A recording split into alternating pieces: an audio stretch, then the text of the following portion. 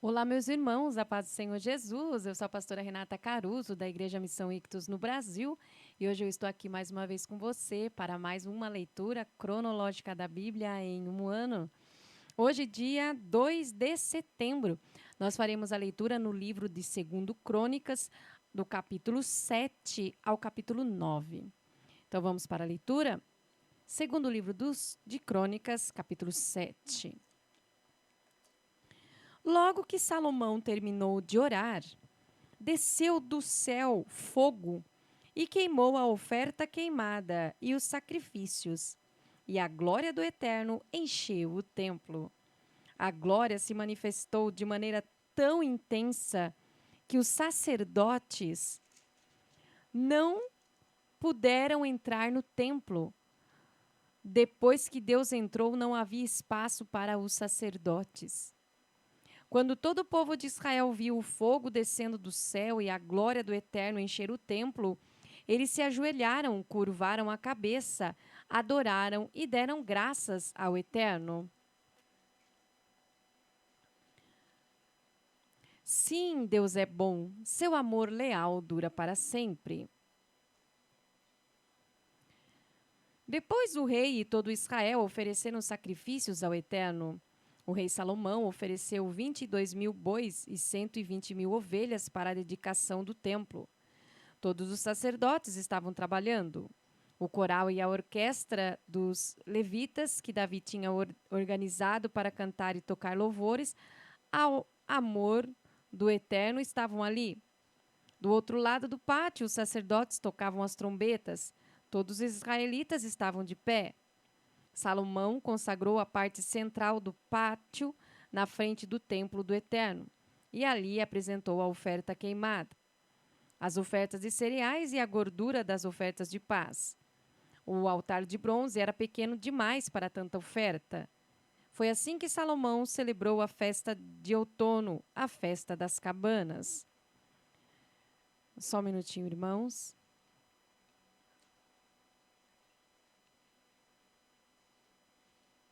Isso mesmo.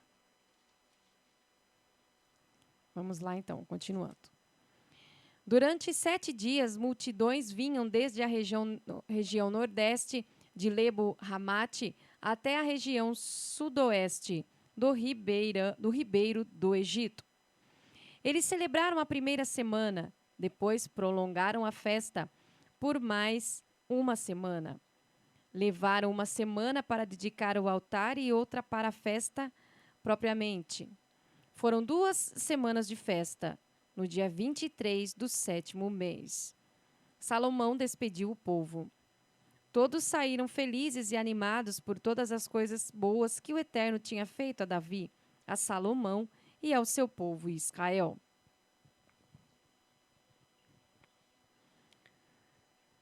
Salomão terminou a construção do templo do Eterno e do palácio real, cumprindo tudo o que havia proposto fazer.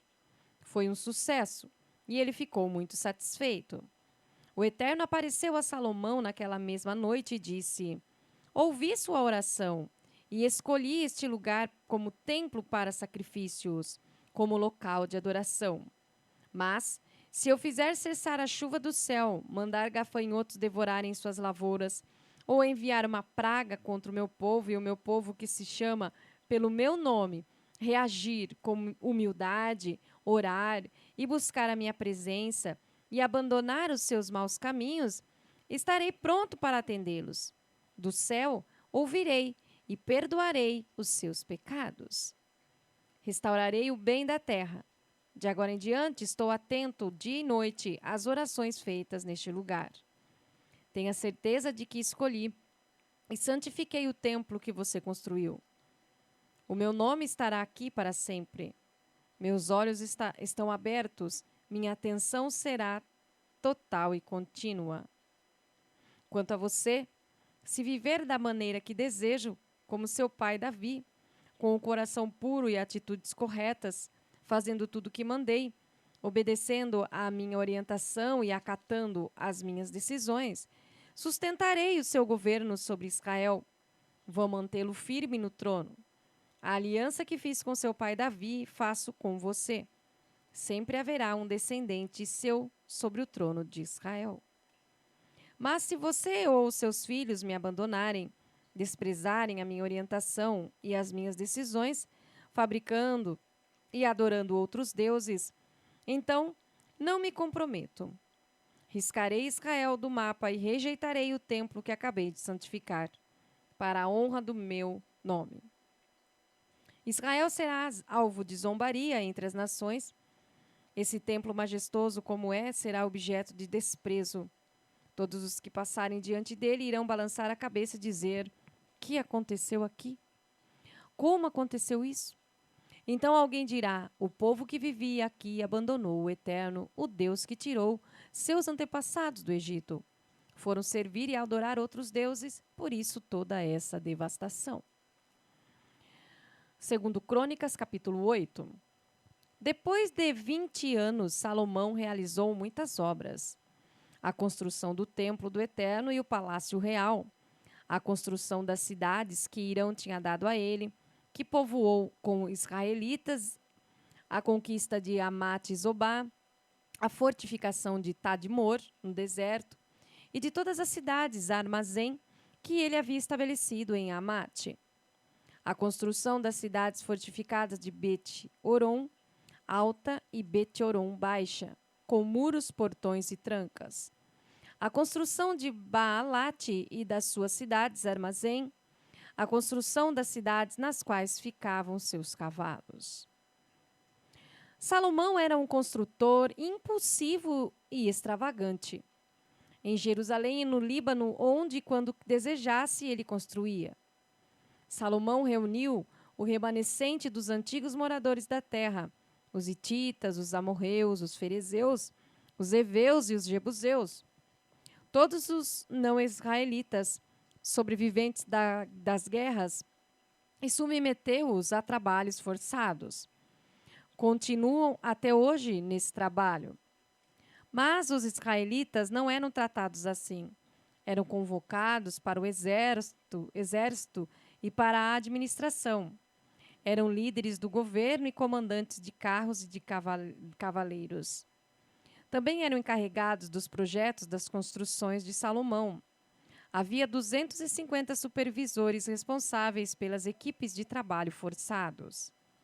Salomão levou a filha do faraó da cidade de Davi para o palácio que ele construiu para ela, pois disse: minha mulher não pode morar na casa de Davi, o rei de Israel, porque o lugar em que a arca do Eterno esteve é sagrado. Depois,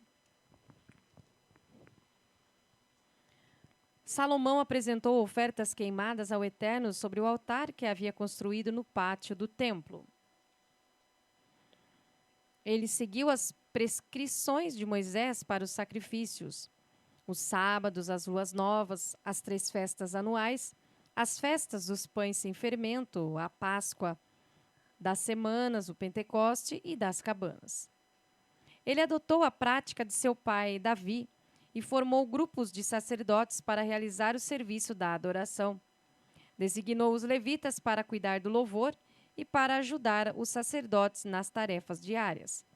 Nomeou guardas para cada entrada, conforme a determinação de Davi, o homem de Deus. As instruções do rei aos sacerdotes e aos levitas foram seguidas à risca, até mesmo com respeito aos tesouros. Tudo o que Salomão resolveu fazer, desde a fundação do templo do Eterno até o seu acabamento, foi concluído. Depois Salomão foi para Ezion, Geber e Elate, no litoral de Edom.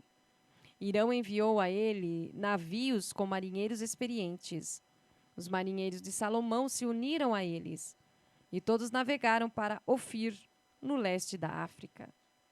Ali carregaram 15.700 quilos de ouro e os trouxeram para o rei Salomão.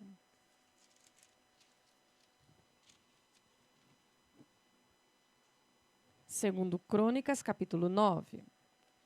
A rainha de Sabá ouviu falar de Salomão e veio a Jerusalém para testá-lo com perguntas difíceis. Chegou em grande estilo, trazendo uma comitiva com camelos carregados de especiarias e grande quantidade de ouro e de pedras preciosas. Ela abriu seu coração a Salomão e falou sobre todos os assuntos que eram do seu interesse. Salomão respondeu a todas as suas dúvidas. Não hesitou em nada. Depois que ouviu em primeira mão a sabedoria dele e viu com os próprios olhos o palácio que ele tinha construído, as refeições que foram servidas, as acomodações dos seus oficiais, a dedicação dos criados, os trajes dos funcionários e dos copeiros e a generosa oferta queimada que oferecia no templo do Eterno, a rainha de Sabá ficou extasiada. Ela disse ao rei: tudo o que ouvi a seu respeito é verdade. A reputação de suas realizações e de sua sabedoria, que chegou ao meu país, se confirmou. Eu não teria acreditado se eu mesma não tivesse visto. Não foi exagero o que ouvi. Sabedoria e elegância muito além do que eu poderia imaginar. Felizes são os homens e mulheres que trabalham para você, pois tenho o privilégio de estar perto de você todo dia e ouvir as suas sábias palavras. Bendito seja o Eterno, o seu Deus, que se agradou de você e o constituiu rei. Sem dúvida, o amor do Eterno para com Israel está por trás disso tudo. Ele constituiu você rei para manter a ordem e a justiça. Ela deu de presente ao rei mais de 4 toneladas de ouro e grande quantidade de especiarias e pedras preciosas. Nunca se viu tantas especiarias juntas quanto as que a rainha de Sabá trouxe para Salomão. Os navios de Irão também importavam ouro de Ofir e grandes quantidades de madeira de sândalo e pedras preciosas. Da madeira de sândalo, o rei fez os corrimãos do templo do Eterno e do palácio real. Também a utilizou para fabricar harpas e liras para os músicos. Nunca mais foi recebida uma carga de madeira de sândalo como aquela. Salomão, em troca, deu à rainha de Sabá tudo o que ela desejou e pediu, além dos generosos presentes que ela já havia recebido dele. Satisfeita com o que viu, ela voltou para o seu país com sua comitiva. Salomão recebia todos os anos 25 toneladas de ouro, sem contar o que recebia de impostos e de lucro do comércio com mercadores e diversos reis e governadores. O rei Salomão mandou fazer 200 escudos grandes de ouro batido. Cada escudo pesava 3,6 kg. Fez também 300 escudos menores, de 1,8 kg de ouro batido cada um. Ele guardou os escudos no palácio da floresta do Líbano. O rei construiu um imenso trono de marfim, revestido de ouro puro. O trono tinha 6 degraus, e seu encosto era arredondado. Ao lado de cada braço do trono havia um leão. Na ponta de cada degrau também havia um leão. Não havia um trono parecido com esse nos reinos ao redor. Todas as taças do rei Salomão eram feitas de ouro puro, assim como todos os utensílios do palácio da floresta do Líbano. Na época não se fazia nada de prata, pois era material barato e muito comum. O rei tinha uma frota de navios que viajava junto com os navios de Irão.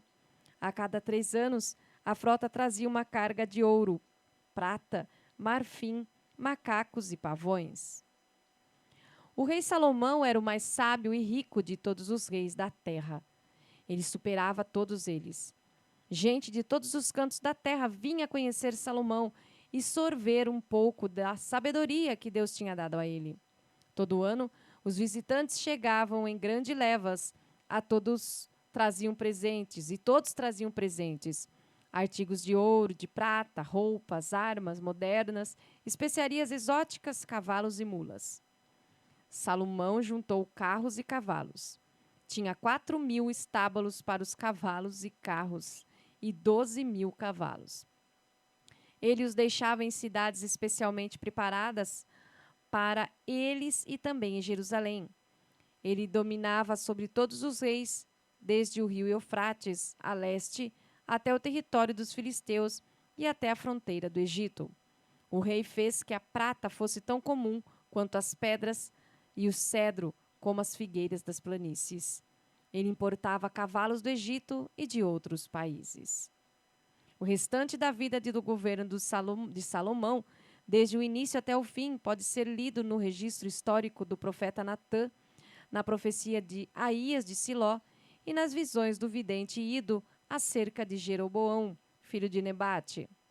Salomão reinou 40 anos em Jerusalém, sobre todo Israel.